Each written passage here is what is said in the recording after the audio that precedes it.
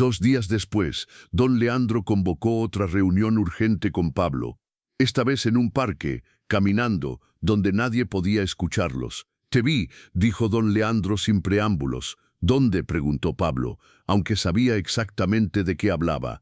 «En Lavapiés, 2 noches seguidas, y ayer en esa cafetería». Pablo no negó nada. «También sé que estuviste a 3 metros de Isabela, que la oliste, que casi le hablas». «Casi no cuenta», dijo Pablo con voz tensa. «En esta operación, casi es tan peligroso como lo hice». Don Leandro se detuvo y agarró a Pablo del brazo. «Escúchame bien, sé lo que estás sintiendo, sé que duele, pero tienes que elegir. Ahora, ¿elegir qué? Entre la misión y ella, entre Pablo Lobo y Alejandro Mendoza, entre tu deber y tu corazón». Pablo apartó la mirada. «Ya elegí, estoy aquí, ¿no? ¿De verdad? Porque tu cuerpo está aquí, pero tu corazón sigue en Lavapiés, y eso te va a matar. O peor, va a comprometer toda la operación». «No lo hará. ¿Estás seguro? Porque Chema ya está plantando dudas sobre ti. El varón te está investigando. Mateo está empezando a sospechar. Y ahora añades el riesgo de acercarte a Isabela. ¿Cuántos frentes crees que puedes manejar antes de que todo se derrumbe?» Pablo no tenía respuesta. «Te voy a decir algo que no quieres escuchar», continuó don Leandro. «Alejandro Mendoza está muerto.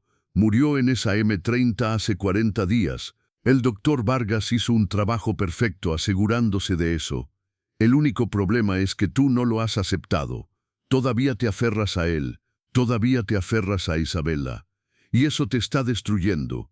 «¿Qué quieres que haga?», preguntó Pablo con voz quebrada. «¿Que olvide que la amaba? ¿Que finja que no importa que esté sufriendo?» «Sí, exactamente eso, porque la alternativa es que te saque de la operación ahora mismo. Te daremos una nueva identidad, te enviaremos a otro país y encontraremos a otra persona para infiltrar el consejo». «No, he llegado demasiado lejos. Mateo confía en mí, estoy cerca. Entonces demuéstralo. Aléjate de Isabela, permanentemente. No más paseos por Lavapiés, no más encuentros casuales, nada. ¿Entendido?». Pablo respiró profundamente. «Entendido, bien, porque la próxima vez que te vea cerca de ella, esto termina. Y no solo la operación, tu vida como Pablo Lobo también terminará, y no habrá vuelta atrás». Don Leandro se fue, dejando a Pablo solo en el parque. Pablo se sentó en un banco, miró el cielo gris de Madrid, y por primera vez desde la cirugía se permitió llorar. Lloró por Alejandro Mendoza, el hombre que solía ser. Lloró por Isabela, la mujer que amaba y nunca podría tener. Lloró por la vida que había perdido, y lloró porque sabía que don Leandro tenía razón, tenía que elegir, y había elegido la misión, aunque le costara el corazón. Esa noche, Pablo volvió a su apartamento en Vallecas. Se miró en el espejo. El extraño lo miraba de vuelta. «Soy Pablo Lobo», se dijo a sí mismo. «Alejandro Mendoza está muerto». Lo repitió una y otra vez, como un mantra, pero entonces puso su mano sobre su pecho, donde su corazón latía, y supo la verdad. El doctor Vargas había hecho un trabajo magistral. Había cambiado su rostro, su voz, su apariencia completa. Había transformado a Alejandro Mendoza en Pablo Lobo a la perfección. Pero había algo que ningún cirujano podía cambiar: el corazón. Y el corazón de Pablo todavía latía por Isabela, todavía latía como el corazón de Alejandro Mendoza. Porque puedes cambiar un rostro, puedes cambiar una voz, puedes cambiar un nombre, puedes crear una nueva vida entera, pero no puedes cambiar quién eres en lo más profundo de tu ser. No puedes cambiar a quien amas. Y Pablo Lobo, o Alejandro Mendoza, o quien quiera que fuera realmente, todavía amaba a Isabela Romero con cada fibra de su ser. Esa era su mayor fortaleza y su mayor debilidad. Y en el Valle de Lobos las debilidades te mataban. En algún lugar de Madrid, en 3 lugares diferentes, 3 personas yacían despiertas esa noche. Isabela, en su apartamento sin electricidad, llorando por un hombre muerto. Marta y Enrique, en la habitación de su hijo perdido, aferrándose a recuerdos. Y Pablo, en su pequeño apartamento de Vallecas, luchando con la verdad que no podía escapar. La cirugía había sido perfecta. La transformación había sido completa. Pero el corazón no se podía cambiar. Y eso era lo que el doctor Vargas había olvidado. Había cambiado todo excepto lo que realmente importaba: el amor. Y ese amor iba a ser la prueba más difícil que Pablo Lobo jamás enfrentaría, más difícil que infiltrarse en la mafia, más difícil que engañar al varón, más difícil que cualquier operación del CNI. Porque ¿cómo luchas contra tu propio corazón? Continuará. Madrid despertaba bajo un cielo gris. Había llovido durante la noche y las calles de Vallecas brillaban con charcos que reflejaban las luces de los pocos coches que circulaban a esa hora temprana. En un pequeño apartamento del tercer piso, Pablo Lobo se despertó sobresaltado. Había tenido el mismo sueño otra vez. Isabela, su rostro, su sonrisa, sus ojos llorando sobre un ataúd. El ataúd que se suponía que contenía su cuerpo. El cuerpo de Alejandro Mendoza. Pablo se sentó en la cama, sudando. Miró sus manos. No eran las manos que recordaba. O tal vez sí lo eran, pero su cerebro todavía no se acostumbraba. Tocó su rostro. Los contornos eran diferentes.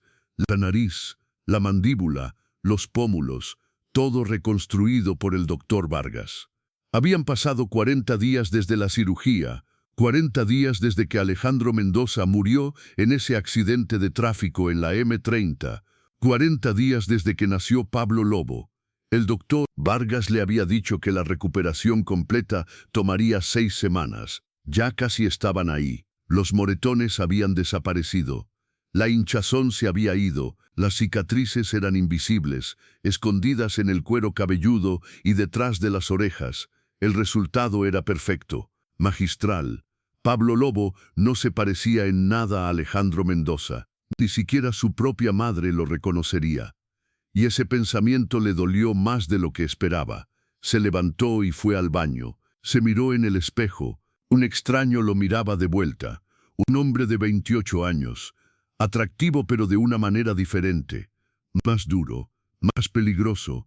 Los ojos eran casi del mismo color, pero la cirugía había cambiado ligeramente su forma, haciéndolos parecer más calculadores, más fríos. «Buenos días, Pablo», se dijo a sí mismo en voz alta. Su voz también era diferente, más grave, más áspera.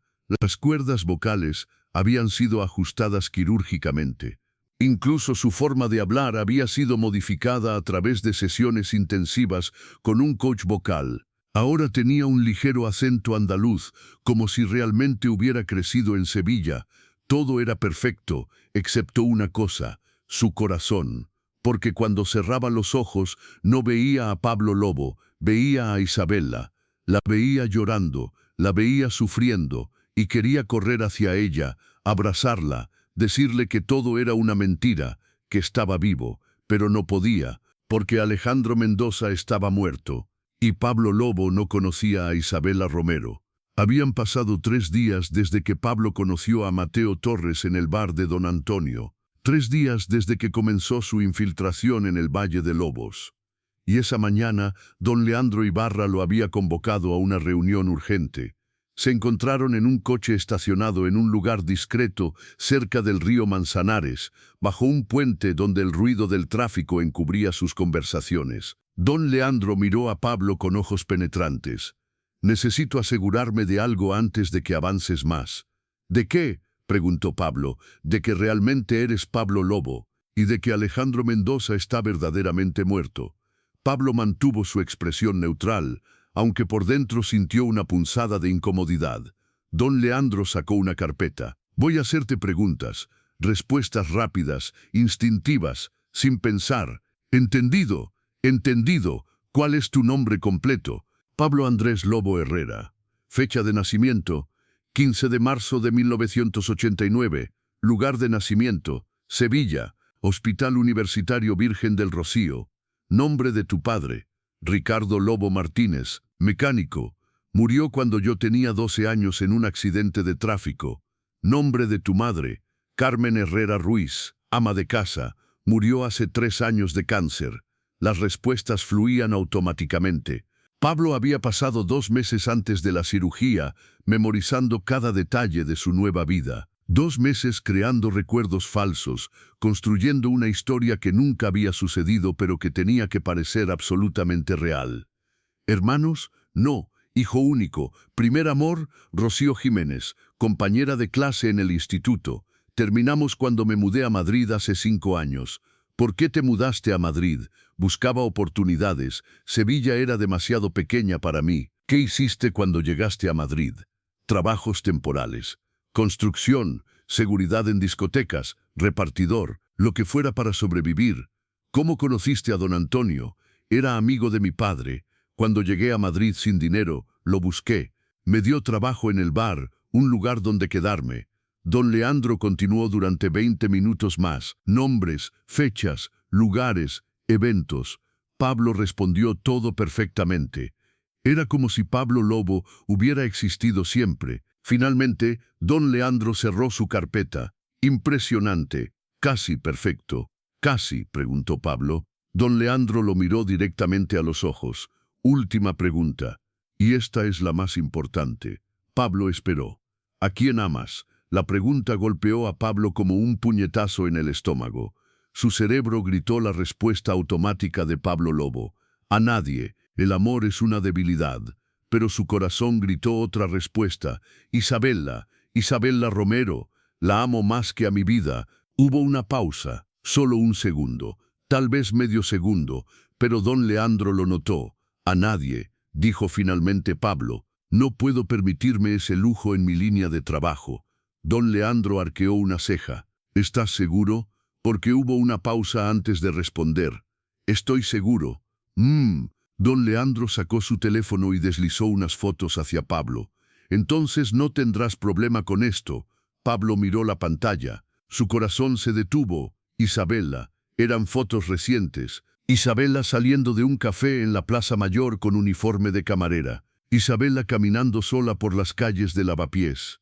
Isabela sentada en un banco del Parque del Retiro, mirando al vacío con ojos vacíos. Se veía demacrada, más delgada, ojeras profundas. Su rostro, que alguna vez brillaba con vida y alegría, ahora parecía un cascarón vacío.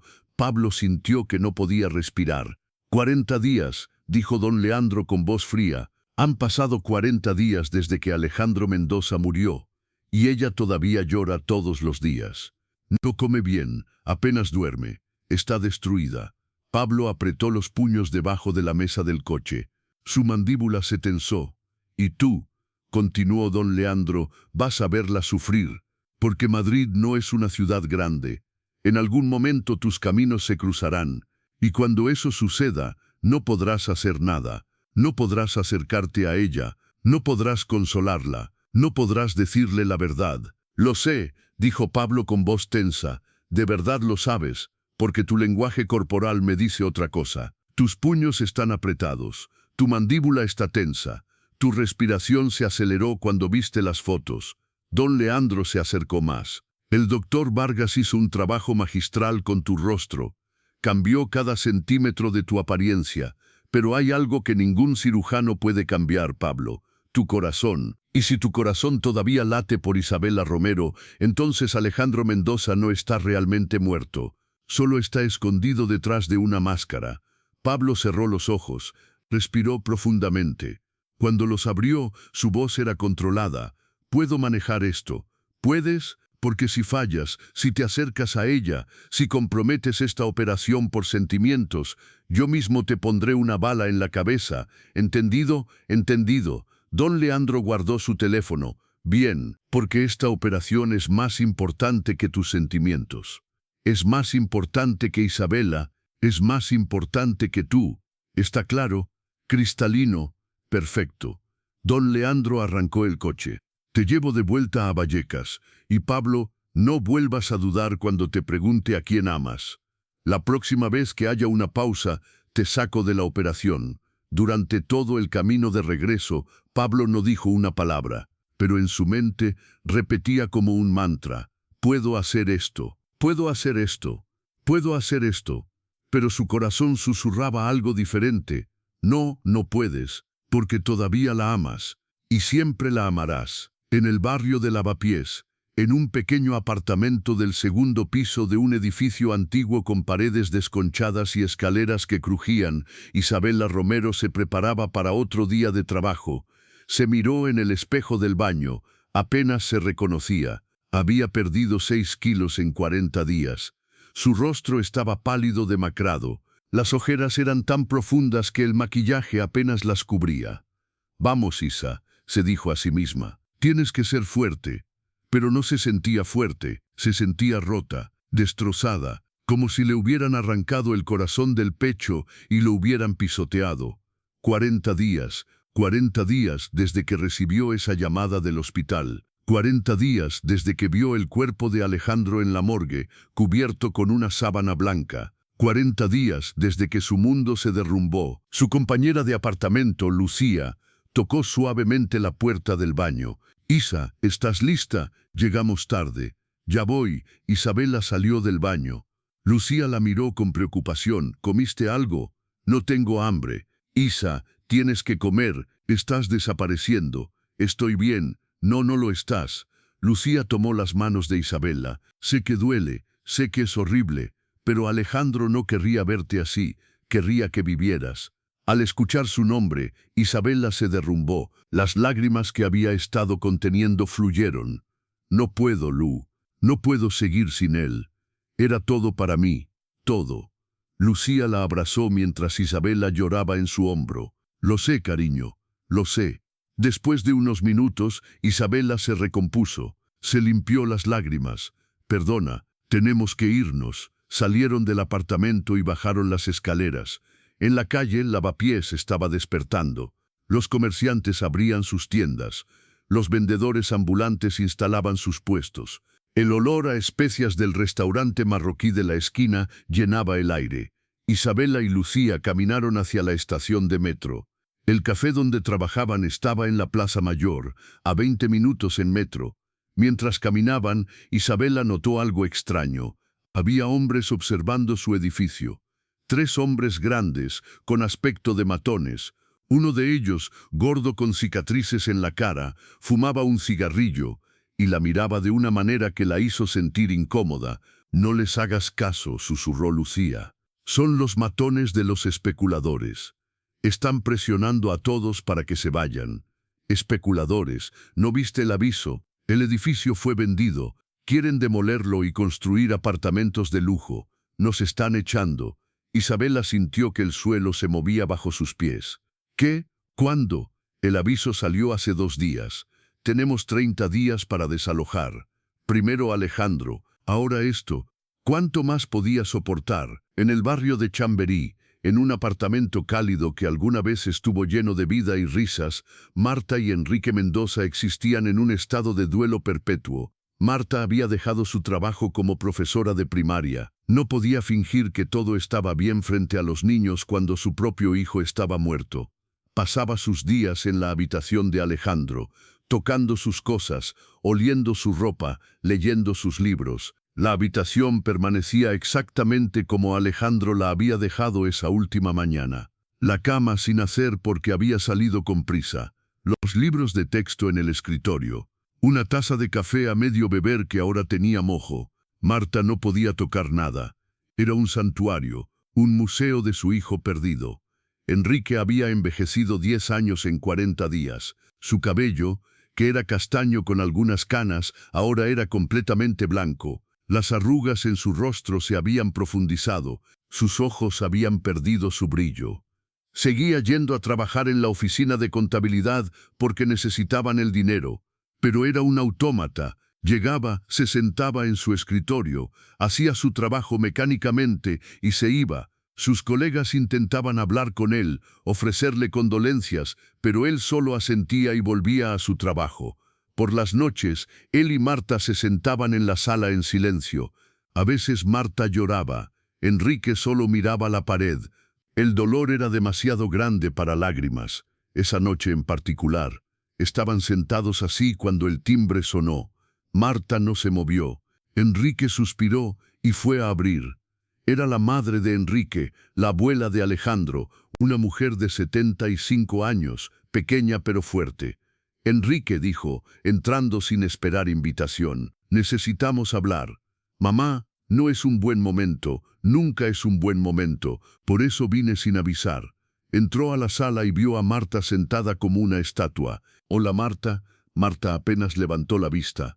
Hola, la abuela se sentó frente a ellos. Los he estado observando durante 40 días, y esto no puede continuar. Mamá, empezó Enrique. No, escúchame, sé que duele, sé que es horrible perder un hijo, pero no pueden vivir así. No comen bien, no duermen bien. Marta dejó su trabajo.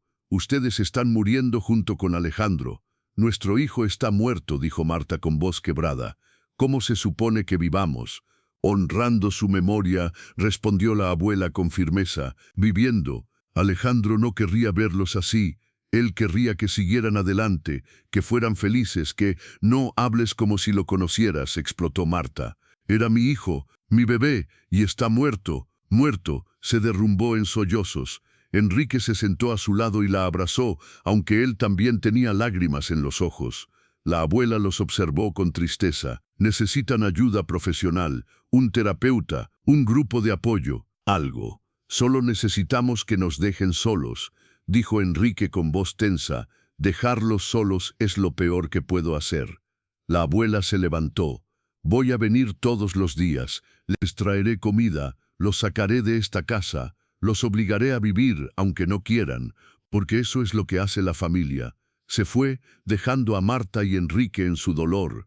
Mientras tanto, en una oficina elegante en el barrio de Chamartín, Rodrigo Salazar, conocido como El Buitre, revisaba los planos de su próximo proyecto. Salazar era un especulador inmobiliario de 50 años, delgado, con traje caro y una sonrisa que nunca llegaba a sus ojos. Se había hecho rico comprando edificios antiguos en barrios de Madrid que estaban gentrificándose, expulsando a los inquilinos pobres, demoliendo los edificios y construyendo apartamentos de lujo que vendía a precios exorbitantes. Lavapiés era su objetivo más reciente. El barrio estaba cambiando, los artistas lo habían descubierto, los hipsters llegaban, los turistas exploraban sus calles estrechas, los precios de los inmuebles estaban subiendo. Era el momento perfecto para hacer una fortuna. Salazar había comprado 5 edificios en Lavapiés en los últimos 6 meses, pero tenía un problema. Muchos inquilinos se negaban a irse, tenían contratos, tenían derechos, por eso había contratado persuasores.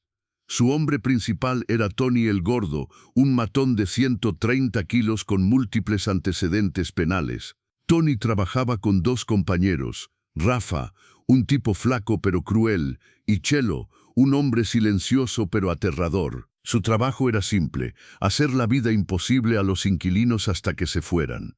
Salazar marcó el número de Tony. ¿Cómo va el edificio de la calle Mesón de Paredes? Bien, jefe, respondió Tony. Ya se fueron 3 familias, quedan 7 apartamentos ocupados. Necesito que aceleres el proceso. Quiero ese edificio vacío en 2 semanas, no en 30 días. 2 semanas. Eso va a requerir métodos más agresivos. Haz lo que tengas que hacer, pero sin violencia visible. No quiero problemas con la policía. Entendido, jefe. Salazar colgó y sonrió. En 2 semanas, ese edificio sería suyo. En 3 meses estaría demolido. En 1 año habría vendido apartamentos de lujo por 10 millones de euros. Los inquilinos pobres eran solo obstáculos, y los obstáculos siempre se podían eliminar.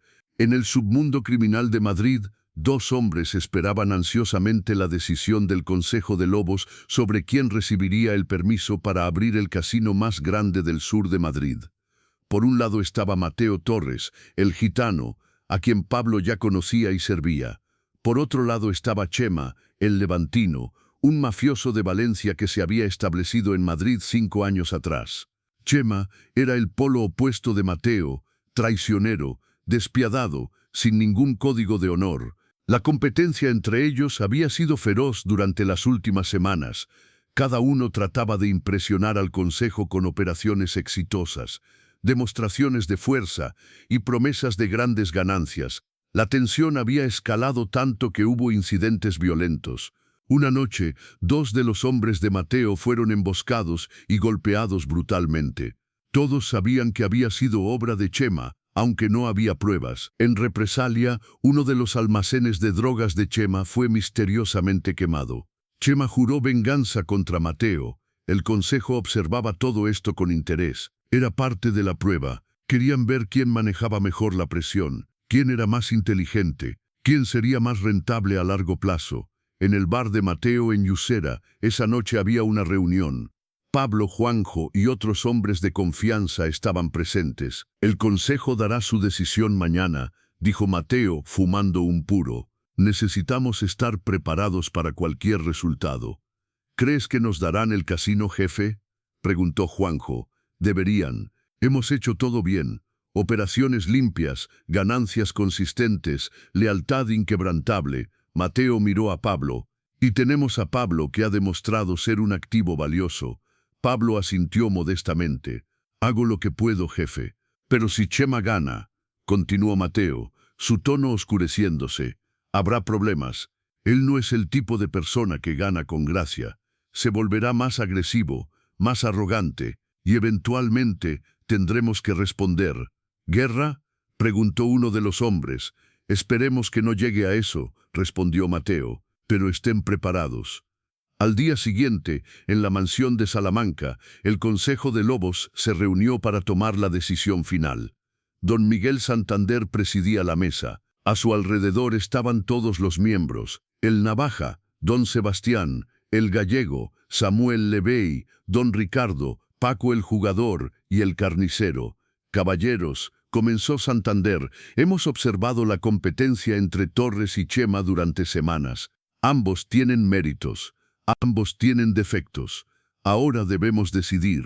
El debate duró 1 hora. Cada miembro expresó su opinión. Finalmente Santander levantó la mano para silenciarlos. He tomado mi decisión. El casino será para Mateo Torres. El Carnicero, que apoyaba a Chema, se veía furioso pero no dijo nada. Sin embargo, continuó Santander, para mantener el equilibrio, Chema recibirá control exclusivo sobre las operaciones de importación en el puerto de Valencia, un territorio igualmente lucrativo. Era una decisión salomónica. Ambos ganaban algo. El Navaja comunica la decisión a ambos, ordenó Santander, y déjales muy claro, cualquier violencia entre ellos después de esta decisión será castigada severamente. Esta rivalidad termina hoy. Después de que los demás se fueran, Santander le indicó a el Navaja que se quedara. Hay algo más, dijo Santander, ese tal Pablo Lobo. Quiero que lo investigues. ¿Sospecha algo, don Miguel? Instinto. Apareció de la nada. Es demasiado bueno, demasiado perfecto. Y en este negocio la perfección siempre oculta algo. Lo investigaré discretamente. Bien, porque si resulta ser policía, CNI o cualquier tipo de infiltrado, todos los que lo conocen pagarán el precio, incluyendo Mateo Torres. Esa tarde, el Navaja visitó personalmente el bar de Mateo. Mateo estaba en su oficina del sótano cuando el Navaja entró. Don Alfonso, dijo Mateo, usando el nombre real de el Navaja, ¿a qué debo el honor? El consejo ha decidido. El casino es tuyo. Mateo no pudo evitar sonreír ampliamente. Gracias, don Alfonso. No decepcionaré al varón. Más te vale. Pero escucha bien, Torres. Nada de problemas con Chema. Nada de venganzas. Esta rivalidad termina ahora. ¿Entendido? Perfectamente. Bien. El Navaja se acercó más, bajando su voz. Hay otra cosa. El varón quiere información sobre Pablo Lobo. El corazón de Mateo dio un vuelco, aunque mantuvo su expresión neutral. ¿Pablo? ¿Por qué? El varón tiene sus razones. Solo te digo que cooperes con cualquier investigación, y si descubrimos algo preocupante sobre él, será mejor que no supieras nada al respecto. ¿Me explico? Me explica. El Navaja se fue, dejando a Mateo con pensamientos inquietos. Había algo sospechoso sobre Pablo, no parecía. Pero si el varón estaba investigando, Mateo decidió que tendría que observar a Pablo más cuidadosamente. Esa noche, Mateo organizó una celebración en su bar. Pablo, Juanjo y todos los hombres estaban presentes. Había música, bebidas, risas. Lo logramos, hermanos, gritó Mateo, levantando su copa. El casino es nuestro. Todos brindaron y gritaron de alegría. Pablo brindó también, sonriendo, aunque por dentro su mente estaba en otra parte.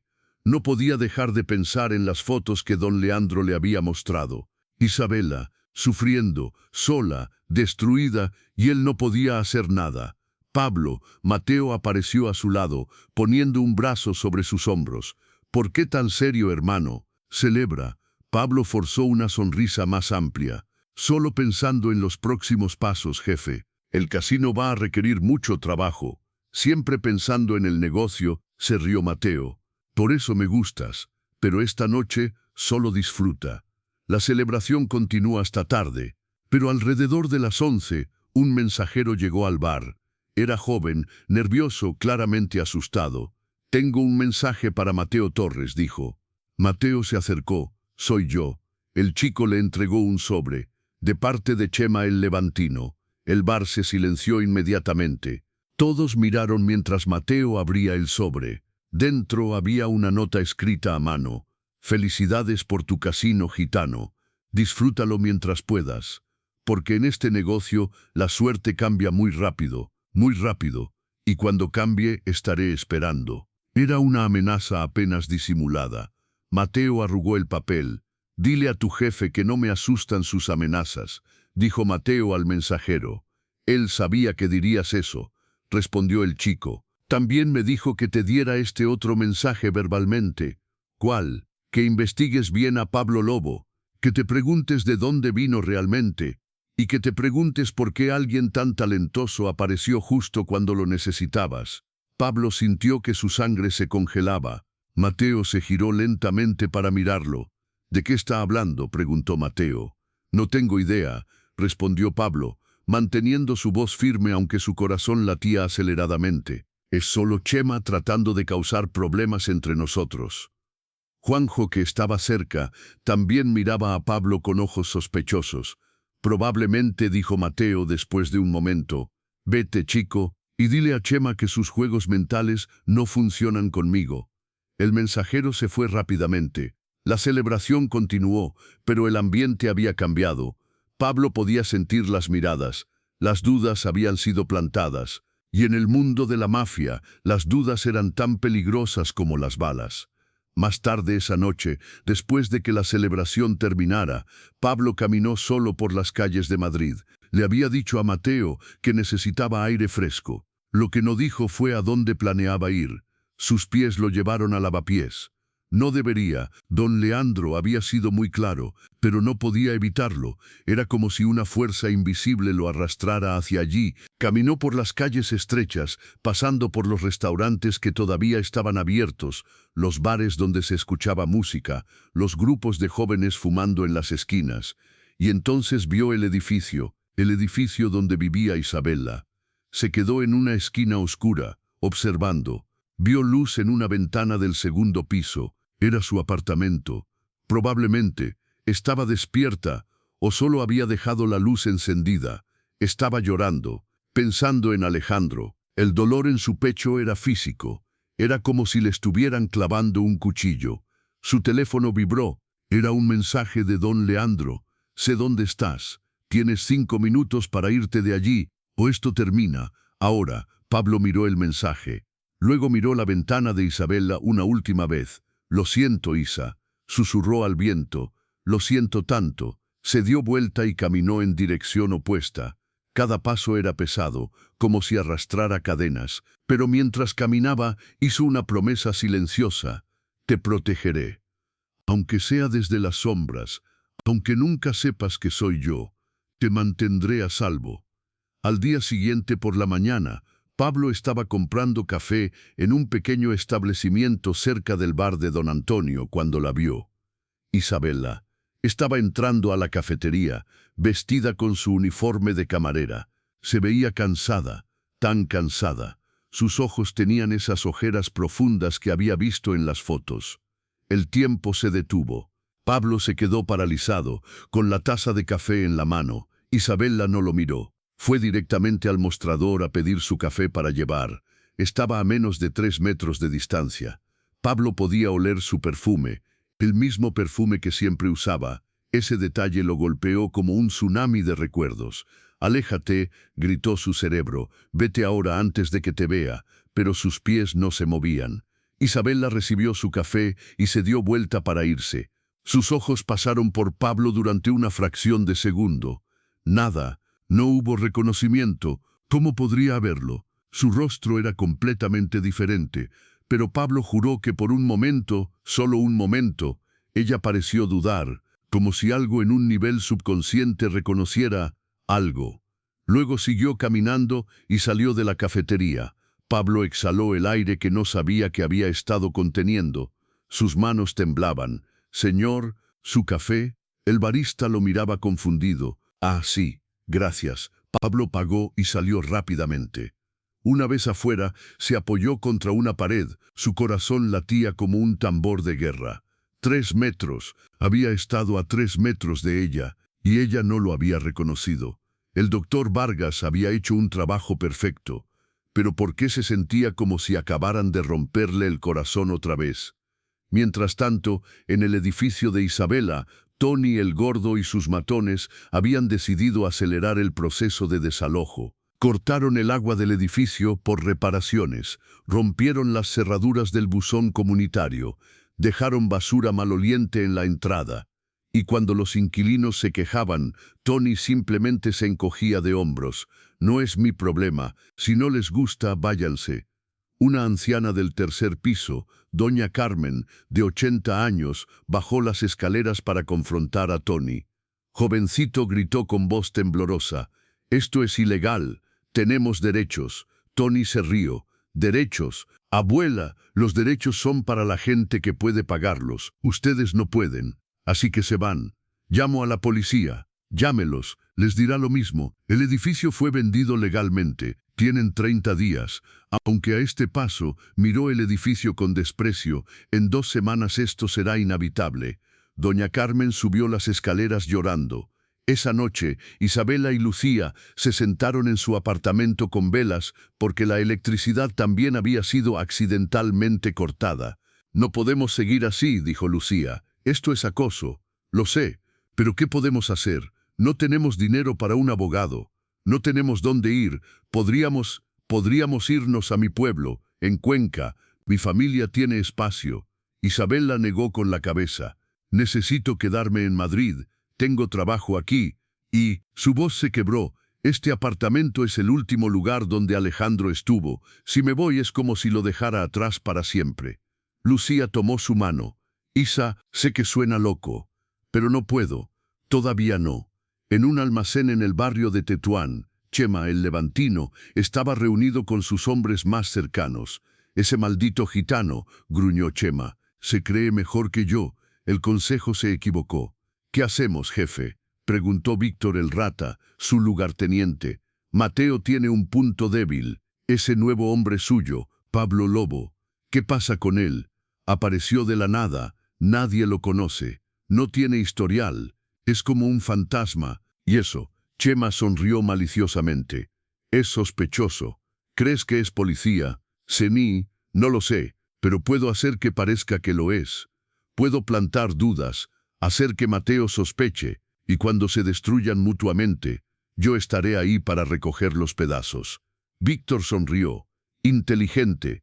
Y tengo otra idea. Ese especulador inmobiliario, Salazar, hace negocios con nosotros ocasionalmente.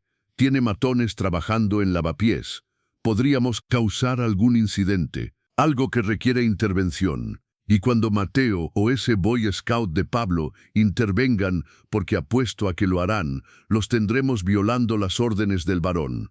¿Recuerdas? El navaja dijo, nada de violencia. Si Mateo causa problemas, el varón lo castigará». «Exactamente. Es perfecto». Chema levantó su copa.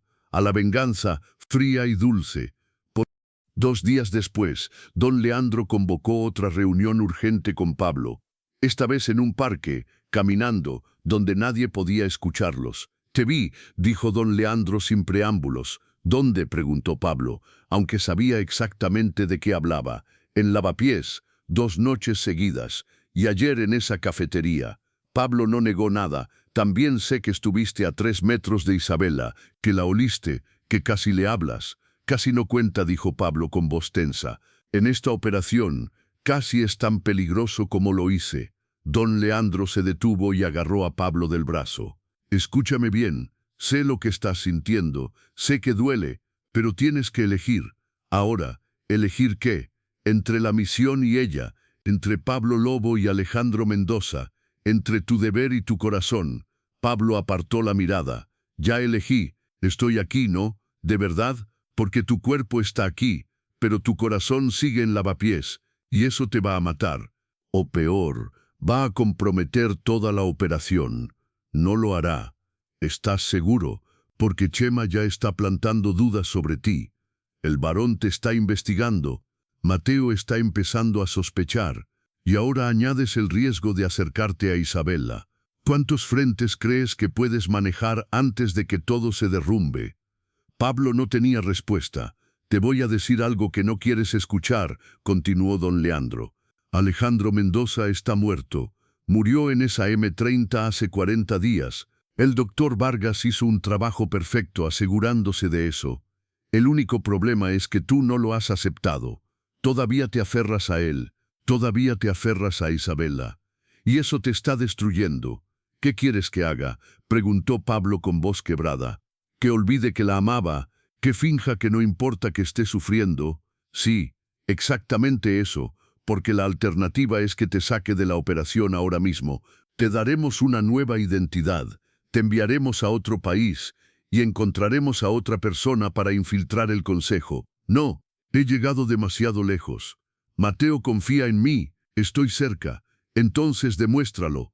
Aléjate de Isabela, permanentemente. No más paseos por Lavapiés, no más encuentros casuales, nada. ¿Entendido? Pablo respiró profundamente. Entendido, bien, porque la próxima vez que te vea cerca de ella, esto termina. Y no solo la operación, tu vida como Pablo Lobo también terminará, y no habrá vuelta atrás. Don Leandro se fue, dejando a Pablo solo en el parque. Pablo se sentó en un banco, miró el cielo gris de Madrid, y por primera vez desde la cirugía se permitió llorar. Lloró por Alejandro Mendoza, el hombre que solía ser. Lloró por Isabela, la mujer que amaba y nunca podría tener. Lloró por la vida que había perdido, y lloró porque sabía que don Leandro tenía razón, tenía que elegir, y había elegido la misión, aunque le costara el corazón. Esa noche, Pablo volvió a su apartamento en Vallecas, se miró en el espejo. El extraño lo miraba de vuelta. Soy Pablo Lobo, se dijo a sí mismo. Alejandro Mendoza está muerto. Lo repitió una y otra vez, como un mantra, pero entonces puso su mano sobre su pecho, donde su corazón latía, y supo la verdad. El doctor Vargas había hecho un trabajo magistral. Había cambiado su rostro, su voz, su apariencia completa. Había transformado a Alejandro Mendoza en Pablo Lobo a la perfección. Pero había algo que ningún cirujano podía cambiar, el corazón. Y el corazón de Pablo todavía latía por Isabela, todavía latía como el corazón de Alejandro Mendoza. Porque puedes cambiar un rostro, puedes cambiar una voz, puedes cambiar un nombre, puedes crear una nueva vida entera, pero no puedes cambiar quién eres en lo más profundo de tu ser, no puedes cambiar a quien amas. Y Pablo Lobo, o Alejandro Mendoza, o quien quiera que fuera realmente, todavía amaba a Isabela Romero con cada fibra de su ser. Esa era su mayor fortaleza y su mayor debilidad. Y en el Valle de Lobos las debilidades te mataban. En algún lugar de Madrid, en 3 lugares diferentes, 3 personas yacían despiertas esa noche. Isabela, en su apartamento sin electricidad, llorando por un hombre muerto.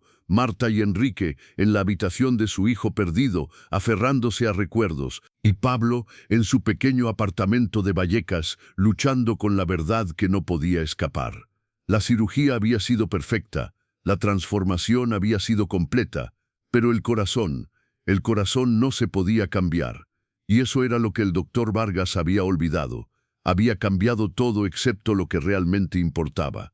El amor, y ese amor iba a ser la prueba más difícil que Pablo Lobo jamás enfrentaría, más difícil que infiltrarse en la mafia, más difícil que engañar al varón, más difícil que cualquier operación del CNI. Porque cómo luchas contra tu propio corazón, continuará